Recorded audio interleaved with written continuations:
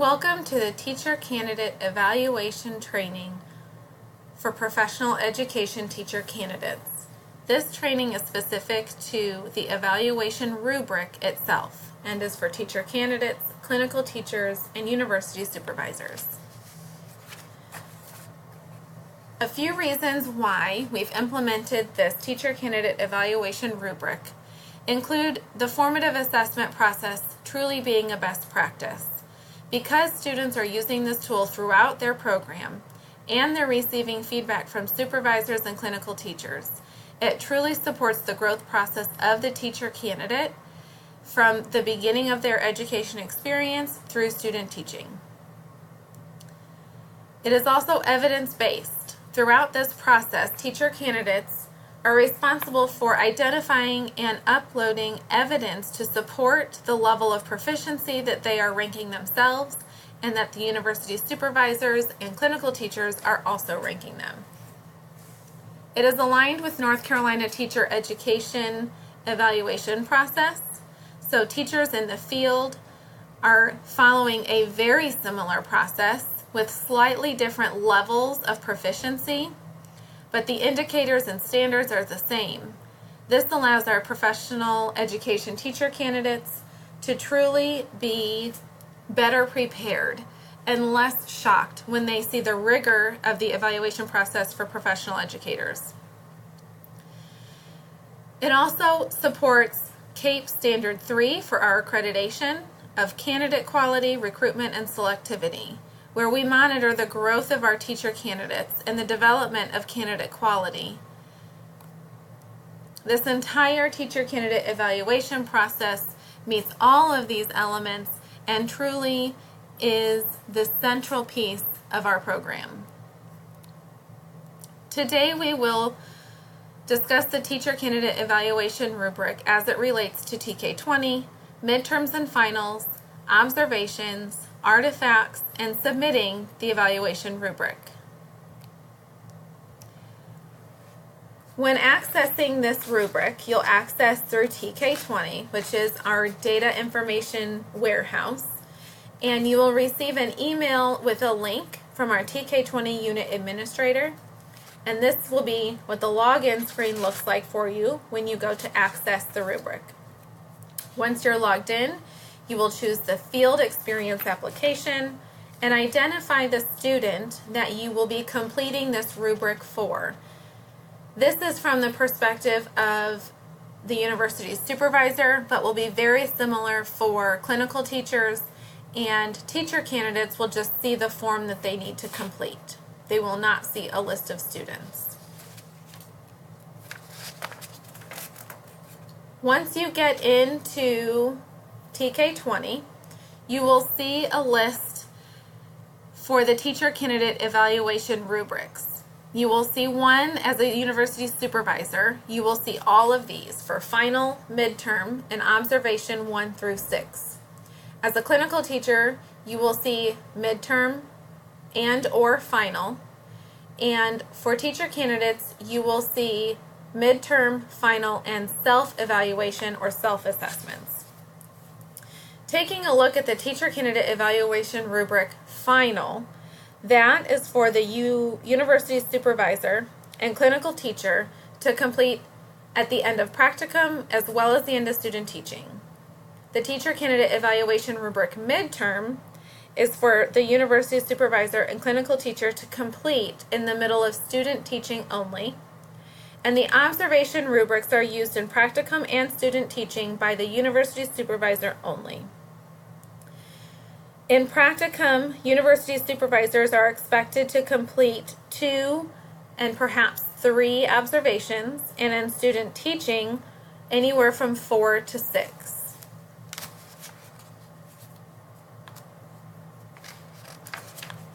Getting into the observations themselves and the rubric itself, the basic information that you will need when completing the form in TK20 is the student's name, the current term, the course that they're connected to, the date you're completing the evaluation rubric. The evaluator role is the self is the student, university supervisor, and clinical teacher. Then teacher candidates, supervisors, and teachers are going to choose the type of evaluation. So teacher candidates will only respond to that drop-down menu where it will be a self-assessment only.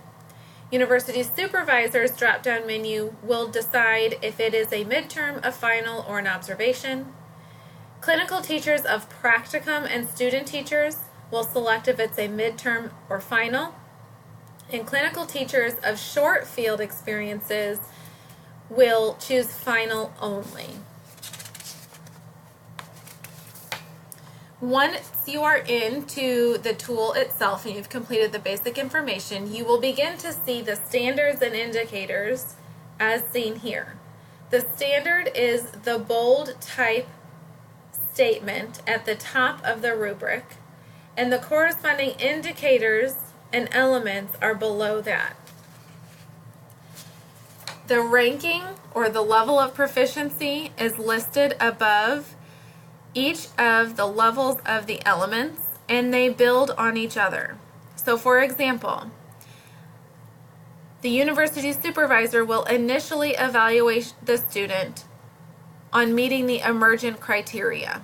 If they are meeting the emergent criteria, then I will move, or the supervisor will move, to the developing criteria.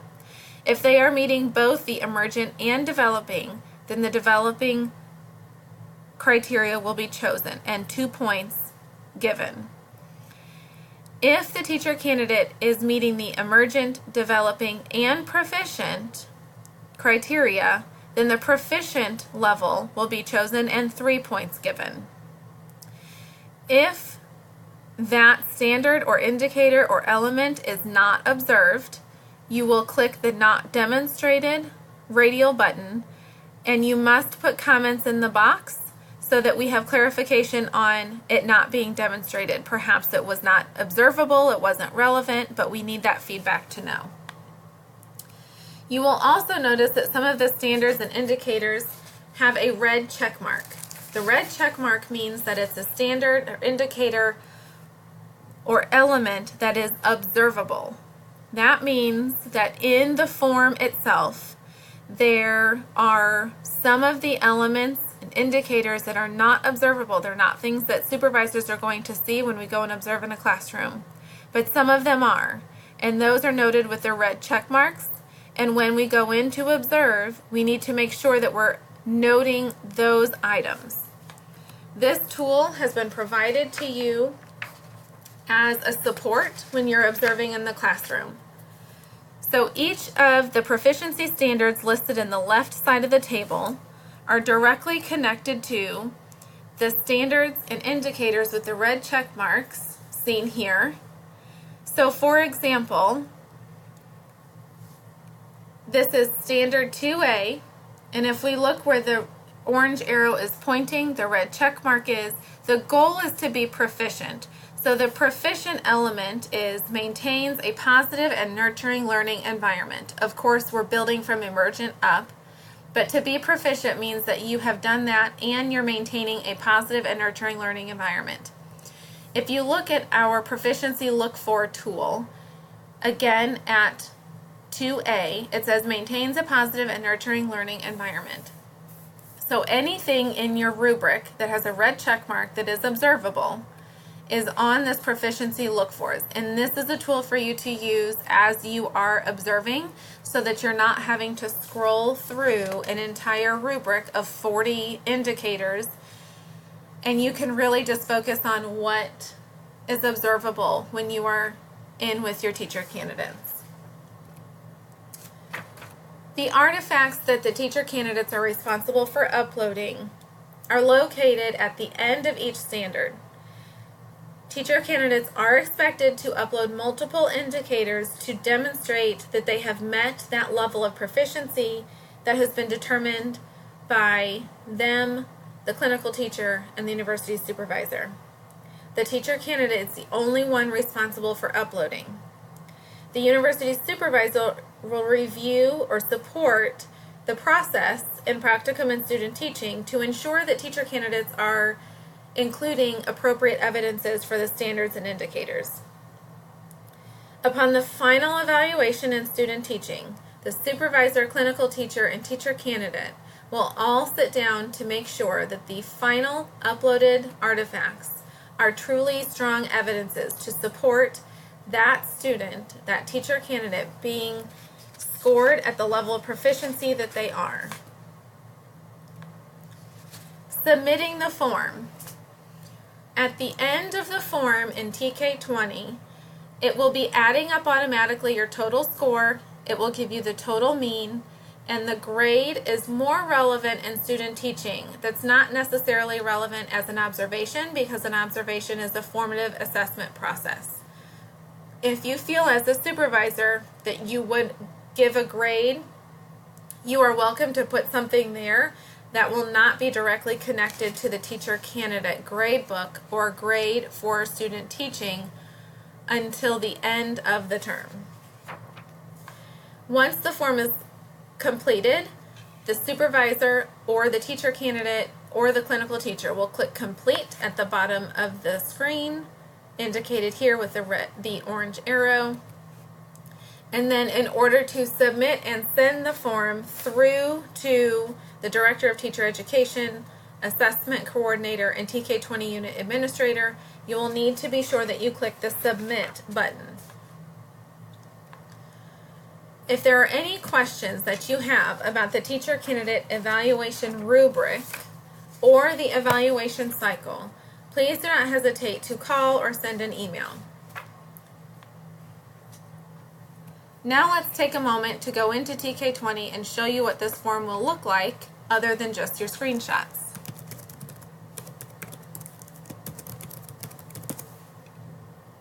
When you log in, make sure that if you have a variety of roles that you are logged in as your faculty. Again, you will choose field experience, identify your student that you want to access, and it will give you access to the form. I prefer to view the rubric as a full screen, so I will click and drag so that I am seeing it that way. I will decide, am I evaluating using this rubric for a final, a midterm, or an observation? It is the same rubric no matter what you choose, but it just depends on what your intention is. So if I'm completing this for an observation, I will choose that. And here is where you will see that basic information. Student name, term, course. Here are the listings of all the courses that would have any sort of connection to the rubric. The date that it's being completed. If the evaluator is the student themselves, the clinical teacher, university supervisor, or faculty. Then, teacher candidates only will select their self-evaluation.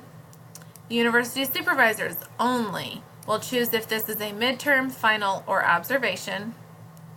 Clinical teachers of practicum and student teachers only will select if this is midterm or final. And then clinical teachers of short field experience teacher candidates, this will be a final only. That is the only option. Again, you will see that we start to go into our standards. Each standard is separated, and then each indicator is separated. Here you will notice that I begin with my emergent level and I build. Each level depends on meeting the criteria of the level before that and the criteria that's listed below it. Again, if you don't observe the criteria, you must click here and enter information into the box. You will notice that this does not have a red check mark because it's not an observable indicator. Here is an observable indicator. If the teacher candidate is describing the characteristics and importance of a safe and orderly classroom environment and is maintaining a safe and orderly classroom environment that facilitates student learning, that is something that is observable.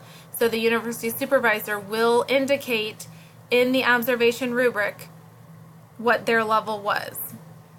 At the end of each standard, the teacher candidates will upload evidence to support where they are in this perspective of the levels. Forgive my fast scrolling. At the end, the supervisor, teacher, or teacher candidate will mark complete, and then in order to actually submit it, you must click submit. Please let me know if there are any questions about the teacher candidate evaluation.